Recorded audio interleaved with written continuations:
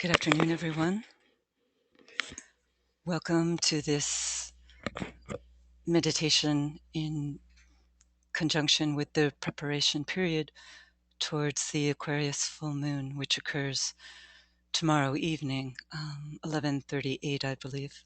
Let's see, our slide, 11:39 p.m. Eastern Standard Time. So we're in the second day of preparation for that event, and I'd like us to just begin with a moment of silence, followed by a brief alignment exercise.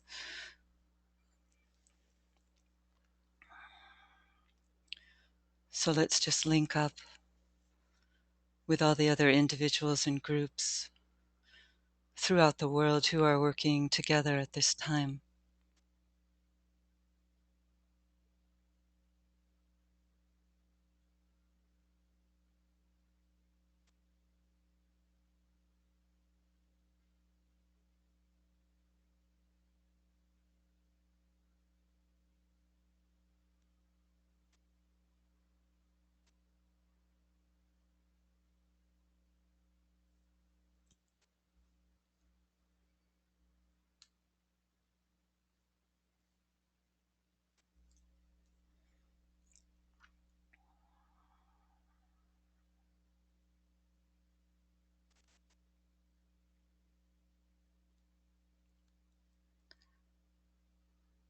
Now let's link with the great and distant star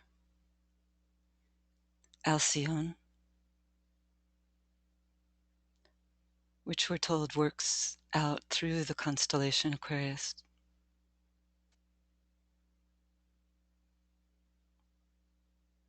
The great star of the individual.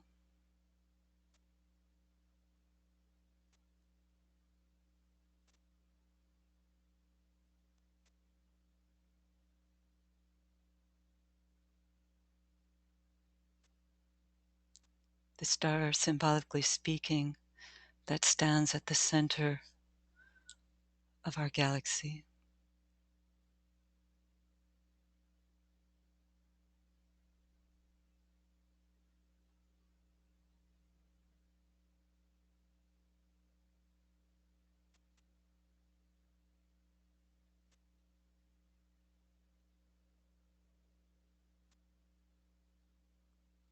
This pours through Aquarius.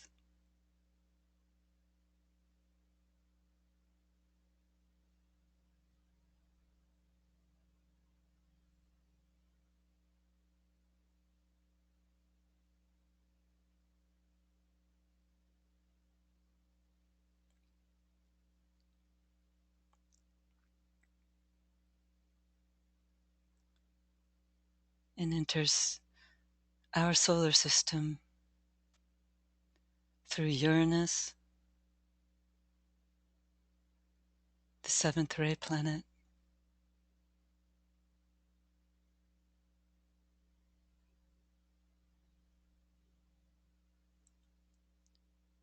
Jupiter, the esoteric ruler, the great planet of the second ray,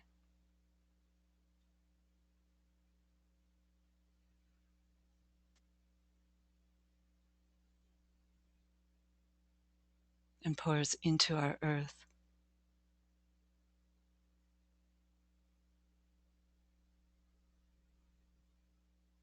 And particularly, we're told, into the kingdom humanity.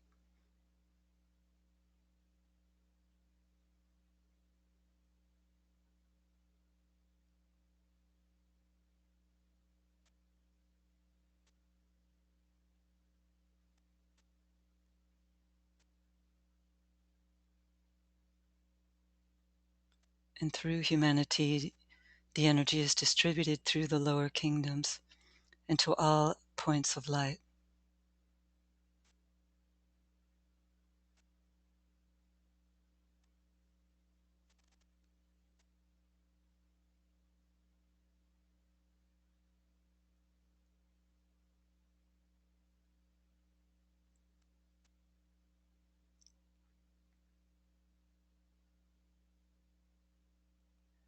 sound together the mantra of unification.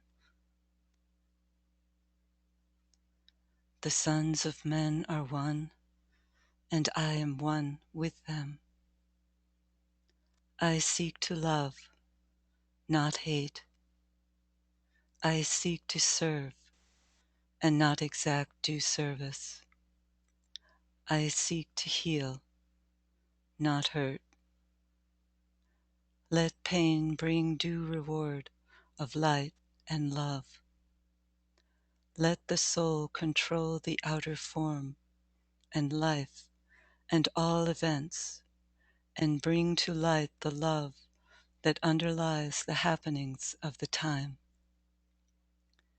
Let vision come and insight. Let the future stand revealed. Let inner union demonstrate and outer cleavages be gone. Let love prevail. Let all men love.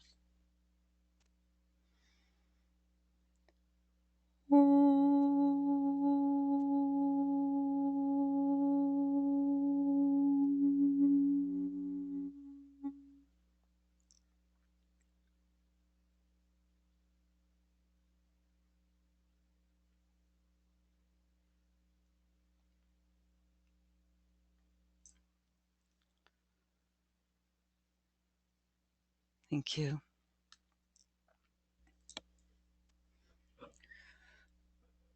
So that alignment is one that's given to us by the Tibetan, and we try to highlight in those festivals when we are given the extra zodiacal stars or constellations.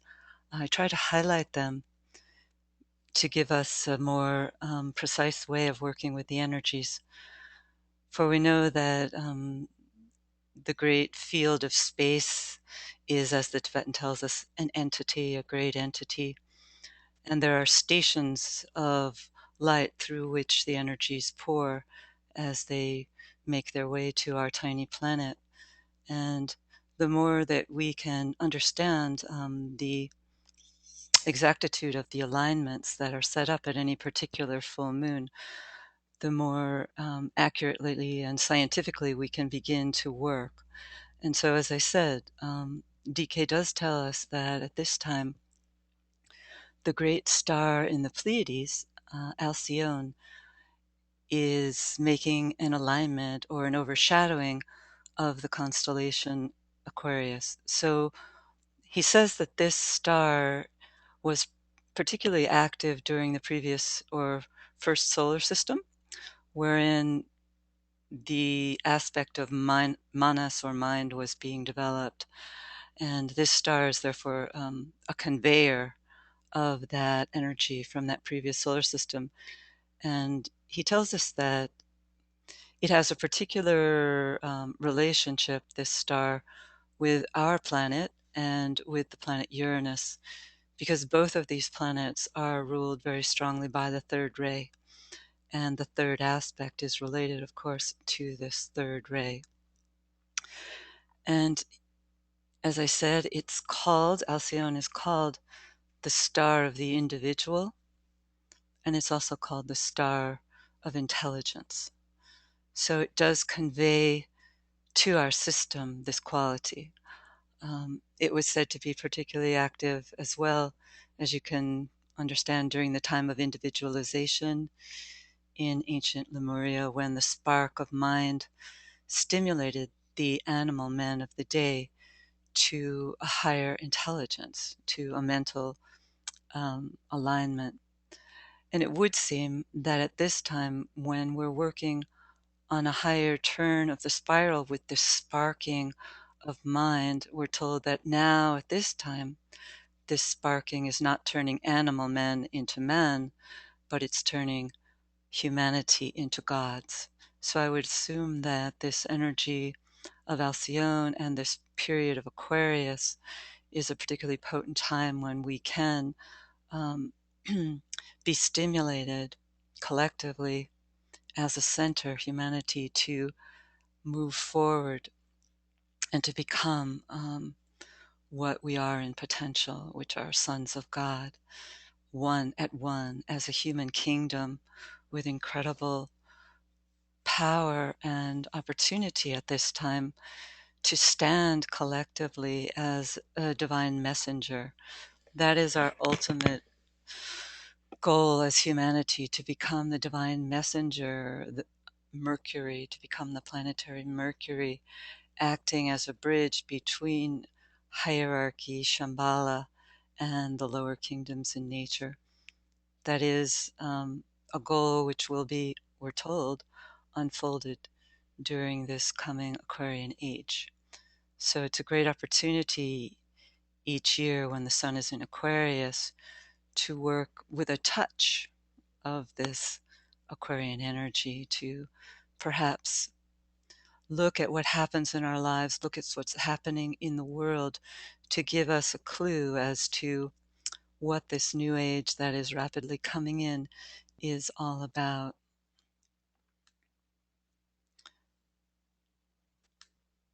And we bring always the energies through our individual uh, subtle bodies.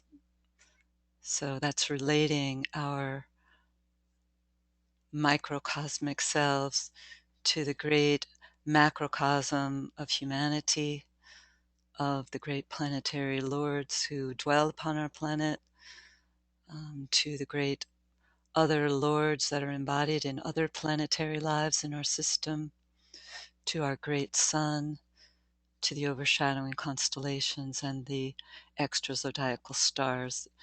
These alignments, while we can't truly understand them, um, as we make the attempt to do so, we help to bring our subtle vehicles through our etheric body, which is at one with all other etheric bodies within humanity and beyond. It helps to purify our etheric body and to extend the contours of our minds so that we become more truly in potential the white magicians that we will surely become as the Aquarian age unfolds. This is an image of the constellation Aquarius, the sign of the water bearer, the distributor of the waters of life, the life being that which circulates and brings the blood to all parts of the system. And so the Tibetan says that as we come to know ourselves, in fact, to be part of that great life which is humanity, and see ourselves as cells within that greater life, then using this energy of Aquarius, we can, united with all other co-workers, bring life, bring the energy of life to humanity, to aid humanity in its ability to respond to this new and incoming Aquarian energy, and to the energy of the seventh ray, which is also pouring in, accompanying the energies of Aquarius. It is through this work of collective group work that we can respond most fully to Aquarius and partake of its life-giving qualities. We talked last month about this somewhat interesting statement by the Tibetan that when the light of the seventh ray blends with the light of the seven rays, the light supernal can be known. And so when we're working, we're told by the Tibetan, when the seventh ray is active and when the Aquarian age is coming in, we can be most responsive to this light supernal, to this new kind of light, to this intensification that is pouring in. So as I said, this seventh ray Aquarian combination is making the masses of humanity susceptible to the energies of Aquarius, helping them to move more rapidly into those mindsets and those outer activities which will enable them, as this age unfolds, to collectively, in large numbers, begin to take the first initiation. And the Tibetan says that this accolade of fire, which humanity is passing through at this time, is really the precursor to this orientation, this severe orientation process, which always occurs in the individual and in the collective as we move towards the taking of that first initiation, the birth of divinity within the cave of the heart. That's the opportunity, and that is the challenge of humanity at this time. But this combination of seventh ray and Aquarian energy also is helping the aspirants of the world to move forward onto the path of discipleship and to assume greater responsibility within the unfolding plan.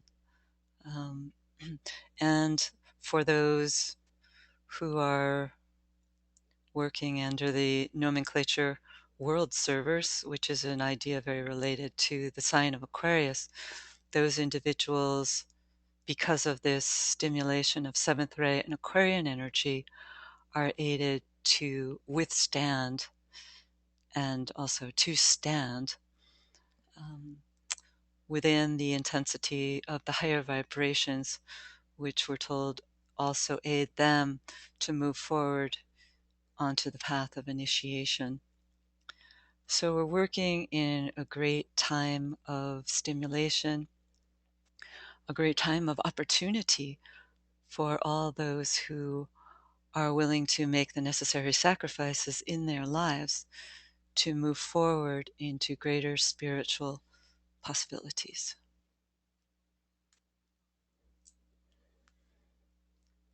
And the Tibetan says of this time and of this Aquarian energy, the underlying spirit of freedom will triumph as it is organized into a revolt against slavery, and that the seventh ray is contributing to this. But, he says, or we as humanity can commit suicide and hand over the immediate future to the forces of evil and of death, death of the true values. So it's a choice. I personally am optimistic and believe that in the 60 or 70 years since these words were written, that humanity has made this choice and come down firmly on the side of the spirit of freedom, and that we are organizing a revolt against slavery. I do hope and believe this is true.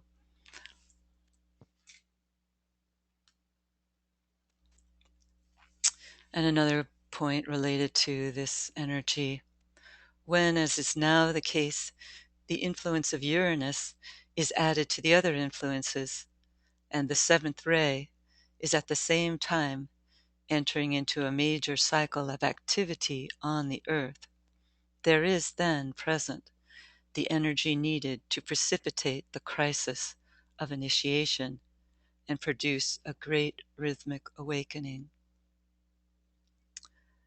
Here he was writing about the influence of Uranus in relationship to the seventh ray, because it is the planet through which the seventh ray energy pours into our planetary life. And as I said, the seventh ray has been coming in ever since 1675. So it is the key ray quality to attempt to understand at this time. It is the ray of ceremonial magic, the violet ray. And it is enhanced at this time into an even greater cycle of activity by this alignment, which we've spoken about many times in these webinars.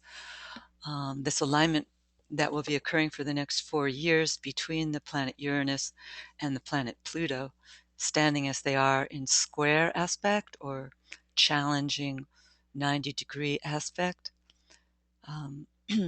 So it does seem that this is contributing, as the Tibetan says in this quote, to precipitating the crisis of initiation and also producing a great rhythmic awakening, as we saw during the incredible confluence of groups and individuals throughout the world working together at this festival week in December.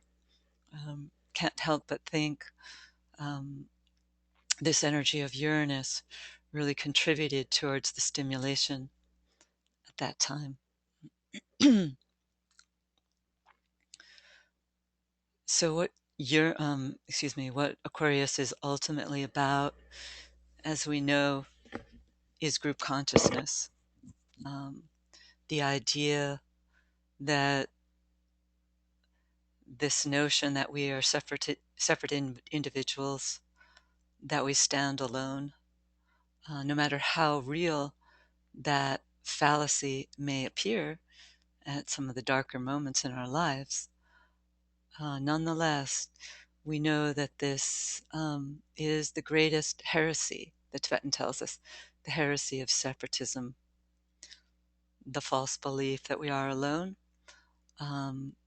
will be shattered through scientific understanding of the etheric vehicle and the interconnectedness of all life. This will be shattered during this Aquarian age, which we're told will be the age of group work, group consciousness, and group initiation. So to the extent that we begin to want to work together in groups, no matter what the affiliation, then we bring ourselves under the influence of Aquarius and the seventh ray. But we do know that the seventh ray works out in a disruptive energy. It is related to the first ray. It's the lower correspondence to this more higher first ray Shambhala energy. The higher and the lower meet in the seventh ray. The Tibetan tells us this energy works out symbolically through the 7th house and the 11th house. And astrologically speaking, the 7th house is the house of relationships, the house of marriage, the house of partnerships. Hence, we see all kinds of disruptions and challenges to our equilibrium occurring within that area of our lives, as well as, and even more powerfully, through the Aquarian house, which is the 11th house, the house of group work, the house of friends, co-workers. This is the house that's feeling the full brunt of this incoming creative, but yet highly volatile and sometimes destructive or disruptive energy. That's why the Tibetan tells us gives us many words of wisdom as to how to work more effectively within groups. And you can review some of these in Rule 11, in the final book that he wrote with Alice Bailey, The Rays and the Initiations. Rule 11 speaks of the opportunities and challenges of group work. One of the main challenges that he highlights is a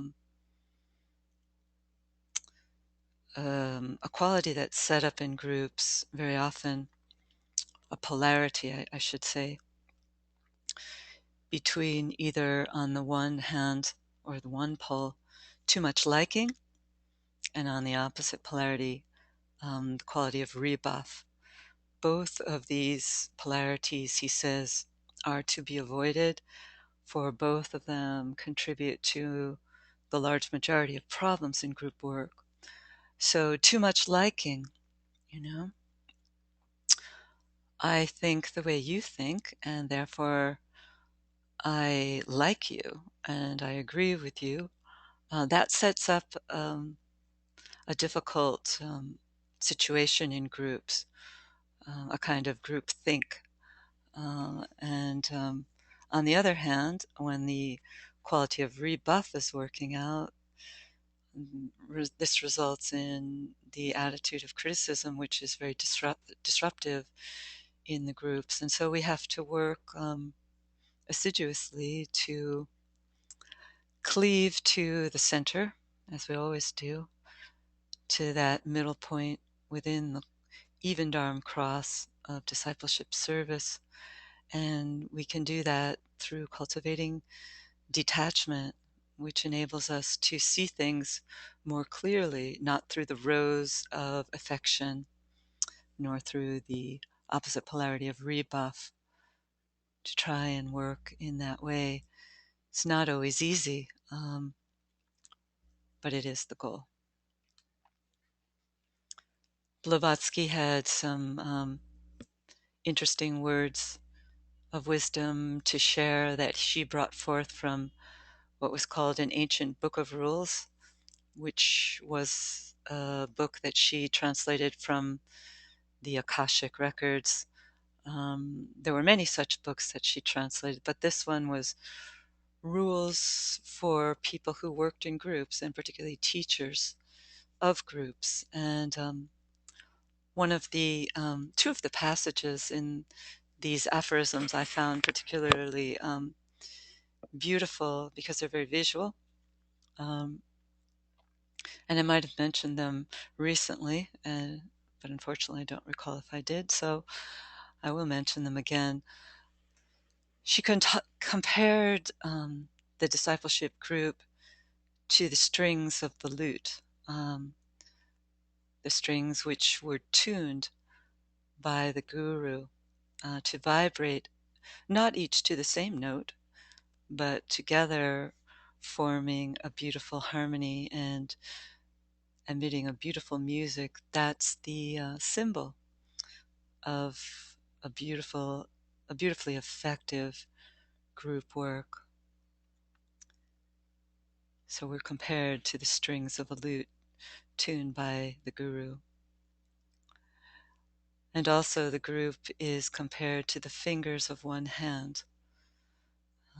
Each finger in the hand has a different responsibility, a different work to undertake, but each is needed, and together the hands can undertake such incredible gifts, can manifest such incredible vision and creative work.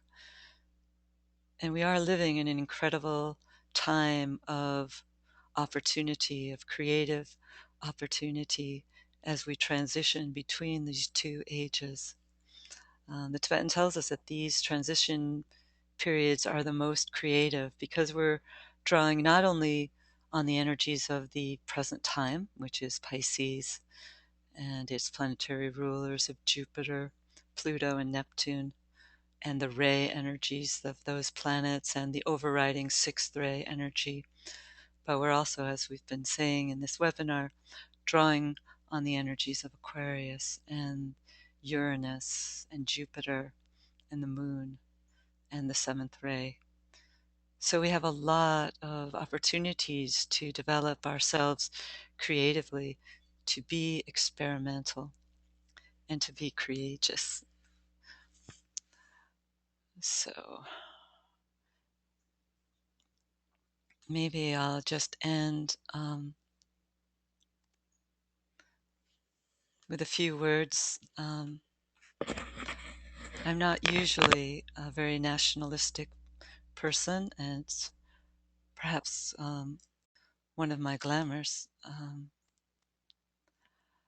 I feel more of a global citizen, but because we are in the time of Aquarius, and my country, the United States, is ruled by that sign at a soul level, perhaps just a few words about this great nation would be in place. Um, these thoughts are stimulated by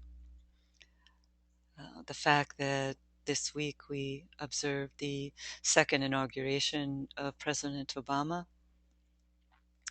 who we're told does have Aquarius rising in his own horoscope. So he's a Leo and his rising sign is Aquarius. So he responds powerfully, it would seem, to these Aquarian energies which work through this land, which is a melting pot. The Tibetan says it's a great experiment of bringing together people from many different nations and many different nationalities and races together, demonstrating therefore to the world the possibility of the one humanity. This country is said to respond powerfully to the second ray vibration of the spiritual hierarchy, having been the land of Atlantis in a previous time. And also my thoughts turn towards perhaps our greatest president, whose work is being highlighted now by the movie Lincoln by Steven Spielberg. Abraham Lincoln, as many of you know, the Tibetan says, was a racial avatar. That is to say, an individual who comes forth at the time of the founding of a nation, or near the time of the founding of a nation, who is an exemplar of the highest qualities of the people of that nation. And I do think that Daniel Day-Lewis's depiction of Lincoln in that movie really does give a true rendition of the overriding kindness of Lincoln, which I think is one of the overriding qualities that the American people have to give to the world: a kindness and a humanitarian impulse, and ability to see through the boundaries that separate us and to help break them down. That was the destiny of Lincoln in his work to free the African American peoples from their enslavement. So I'd like to close with a few thoughts from Lincoln. I won't read all of these, but just a few. He was an incredibly gifted writer. He said, "Freedom is not the right to do what we want, but what we ought. Let us have faith that right makes might, and in that faith let us, to the end, dare to do our duty as we understand it." He also said, "To sin by silence when they should protest makes cowards of men." He wrote, "It is said an Eastern monarch once charged his wise men to invent him a sentence to be ever in view, and which should be true and appropriate in all times and situations. And his wise men presented him with these words, which said, 'And this too shall pass away.'" Lincoln wrote, "How much it expresses! How chastening in the hour of pride, and how consoling in the depths of affliction."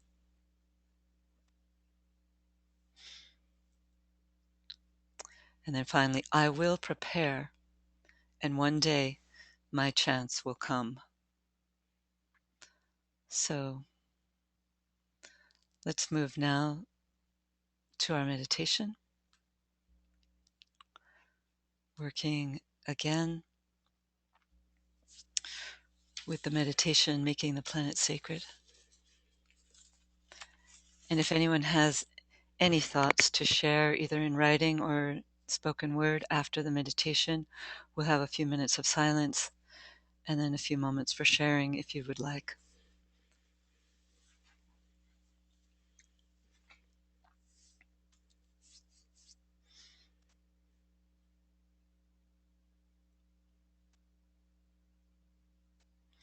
We dedicate ourselves to the creation of a group field for the reception and distribution of the inflowing energies of Aquarius.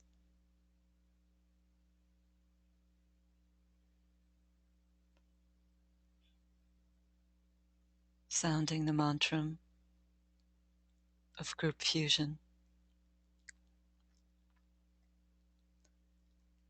I am one with my group brothers, and all that I have is theirs. May the love which is in my soul pour forth to them. May the strength which is in me lift and aid them. May the thoughts which my soul creates reach and encourage them.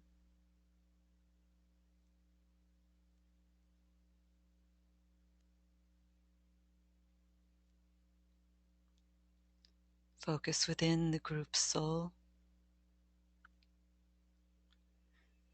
visualizing ourselves standing in a circle with the earth in the center of that circle, and feeling at one with all life.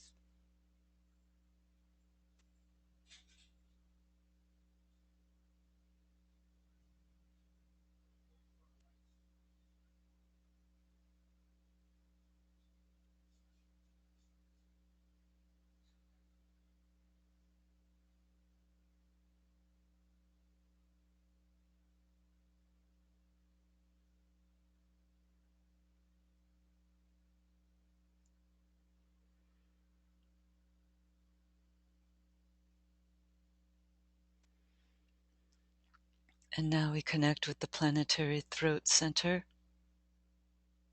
humanity, and its need.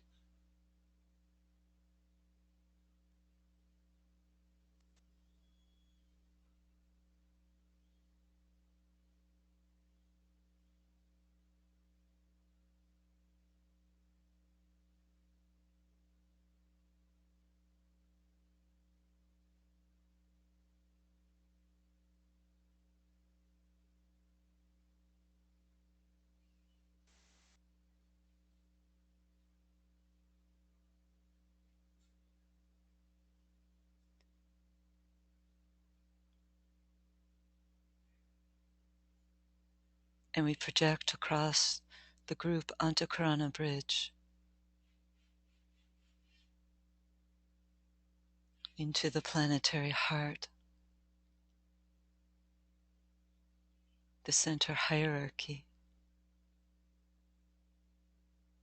and the world teacher at the center of that circle.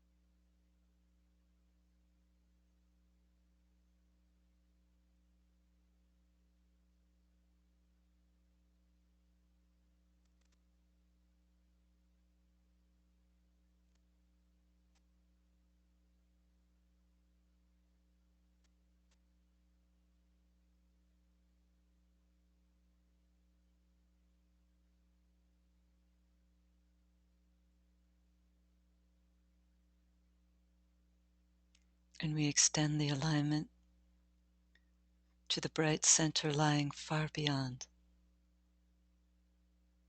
the planetary head center, Shambhala,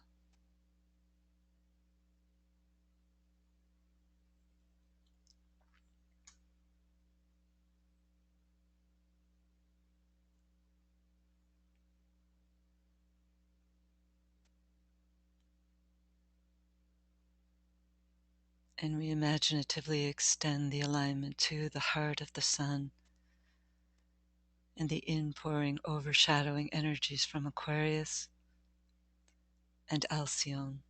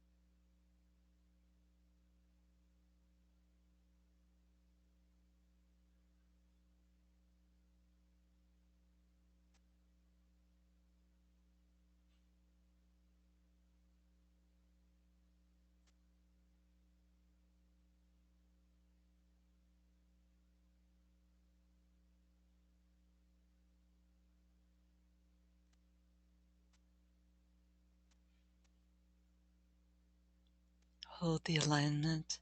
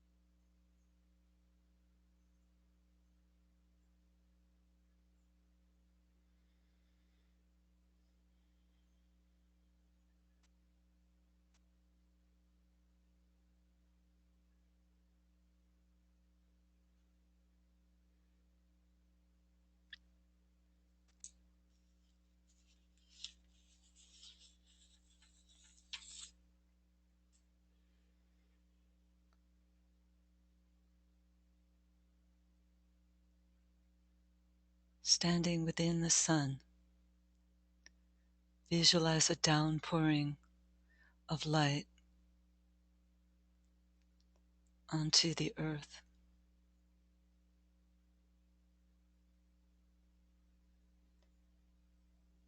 Stand with the world teacher,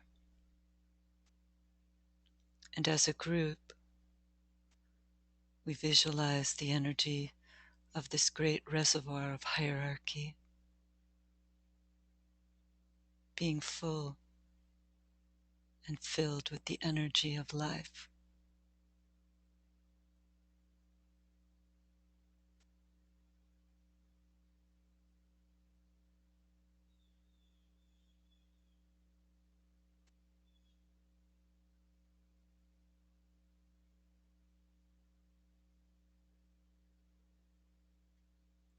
As we ponder the keynote for Aquarius, Water of life am I, poured forth for thirsty men.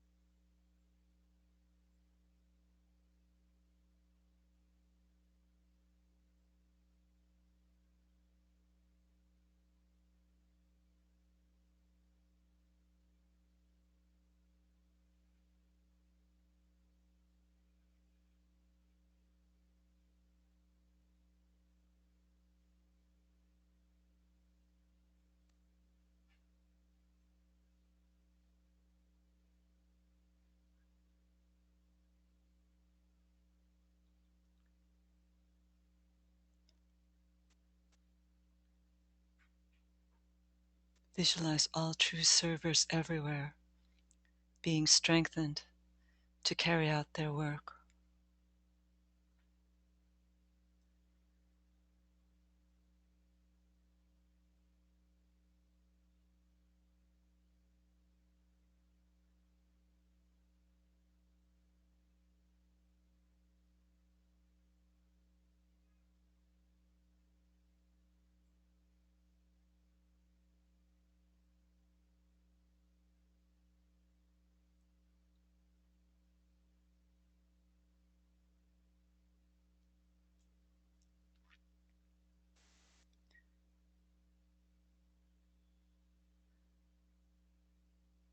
Silently sound the Om while visualizing a great outpouring of love throughout the worlds, through all planes and states of planetary consciousness. See the fogs and mists of glamour and illusion being dissipated by the outpouring love. See the barriers of materialism, selfishness, and separatism breaking down, and the establishment of freedom, equality, and wholeness working out on earth.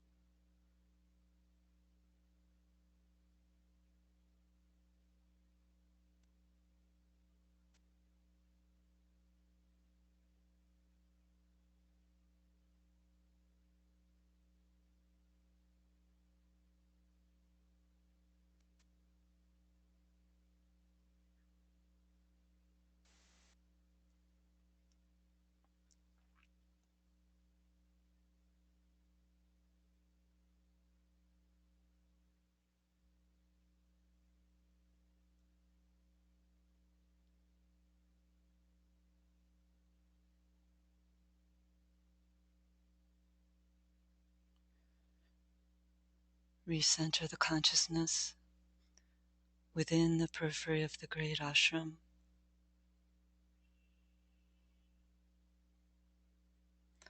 And sound the mantra of love. In the center of all love, I stand. From that center, I, the soul, will outward move. From that center, I, the one who serves, will work. May the love of the divine self be shed abroad in my heart, through my group, and throughout the world.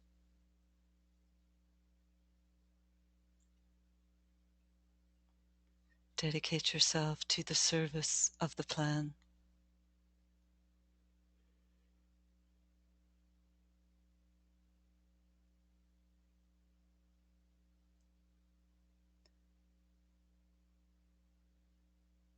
And slowly bring the energies down into the cave of the head.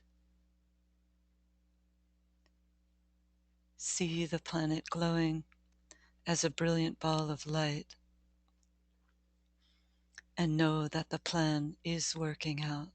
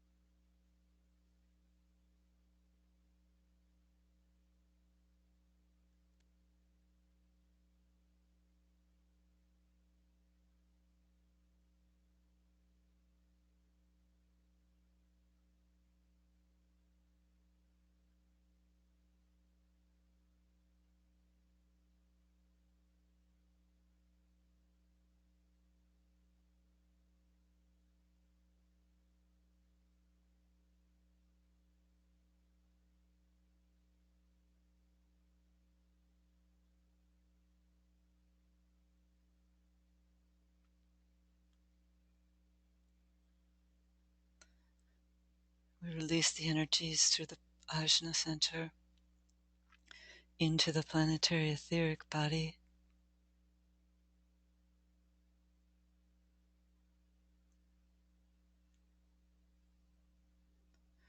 through the 5 planetary inlets: New York, London, Geneva, Darjeeling, Tokyo.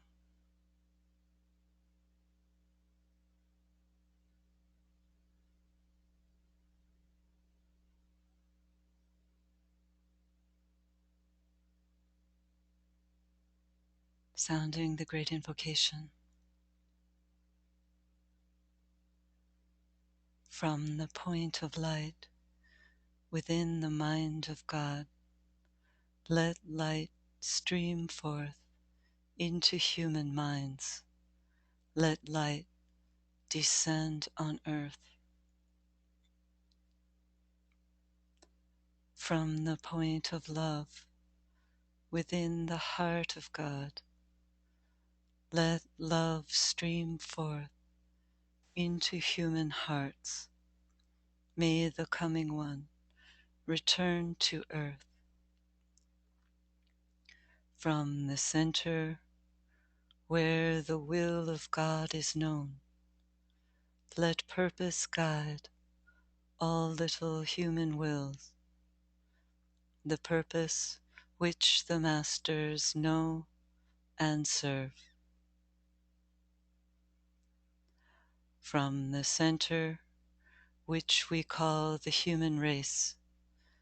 Let the plan of love and light work out, and may it seal the door where evil dwells. Let light and love and power restore the plan on earth.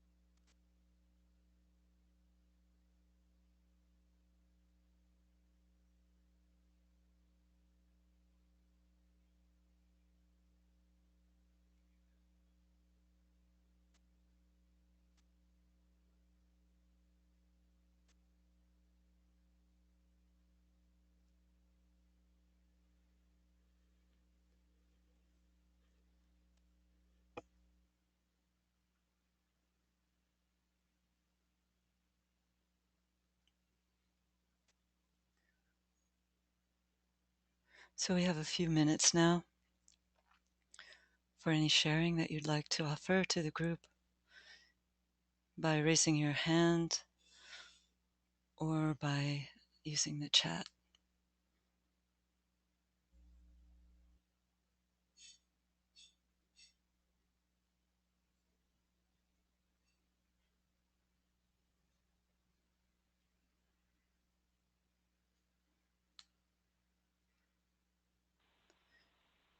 Hi, Maria Christina. Did you have something to share?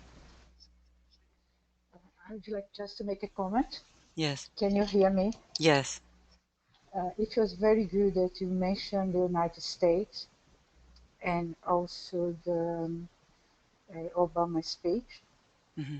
because the whole of the United States now, it's a very decisive for the plan, because United States is giving birth to the aspect soul for the fifth race, and also the aspect soul is the angel.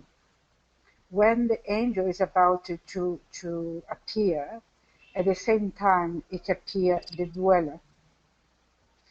And I understand that United States is focusing the word angel and also the word dweller. It's not only about United States, but the whole planet. And For those Obama, for those people who might not understand what dweller is, could you describe that? the dweller is everything that personality has built, everything good, or it's a kind of light but it's the light of the form, and the angel is the light of the soul.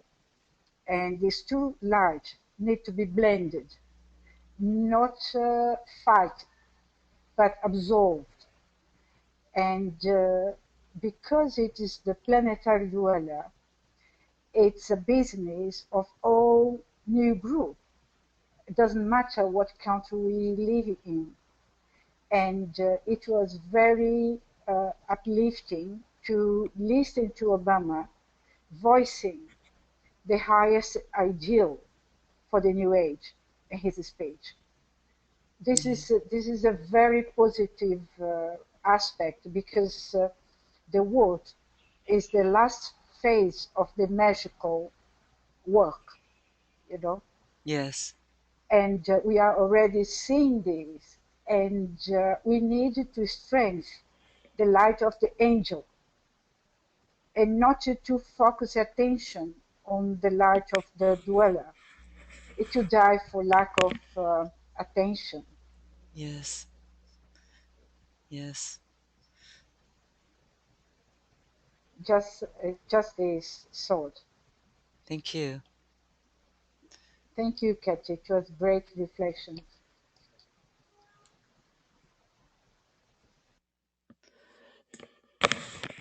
Yeah, the United States is, as Marie Christina said, it's in a crucial battleground kind of situation at this time. And so, as she said, we need to support this country, whether we're from this country or not, so that the forces of light can gain a stronger foothold within the United States. As Obama has said, he's asked the people of this country to make him do their will. And there was a quote that I didn't read by Lincoln, which I thought was particularly potent. He says, I am a firm believer in the people. If given the truth, they can be depended upon to meet any national crisis. The great point is to bring them the real facts. So the Tibetan does say that the United States has one of the most corrupt press in the world. Of course, that was many years ago before the dawning of the internet. So it does seem that now the truth is there um, for us if we want to find it. Did you have another comment, Marie Christina? No, Kathy, not for the moment. Oh, okay. Thank you. I saw your hand. Uh, okay. Let's see. Uh, let's see some of the comments.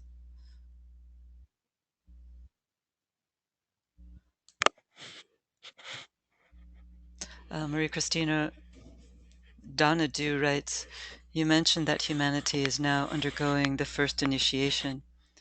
We also read that the first initiation for humanity and was individualization itself 18.5 million years ago. Comment. Um, well, I'm not sure about what that quote you're writing is related to. Individualization being related to the first initiation. It's my understanding that as a result of the Aquarian age and the age of Capricorn subsequent to that, that humanity en masse will undergo the first initiation. So perhaps individualization was a type of initiatory experience because, as I said, it did turn animal men into thinking entities. But in terms of what I'm speaking about now, or what the Tibetan is speaking about, technically is the first initiation, the birth of the Christ, quote unquote, in the cave of the heart, which is quite a momentous event in the life of an individual. And when you ponder the implications for humanity as a whole as it undergoes that event, it's truly astounding. So,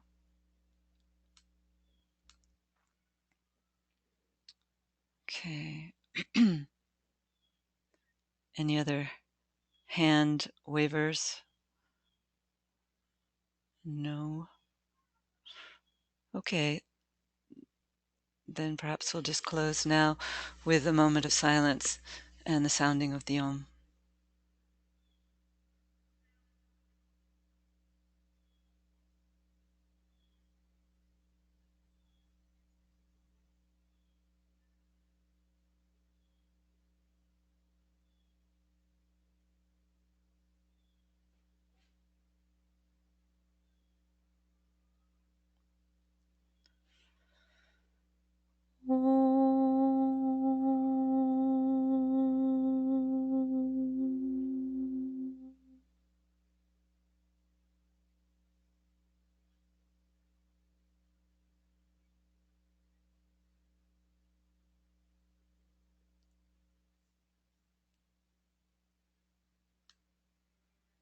Thank you.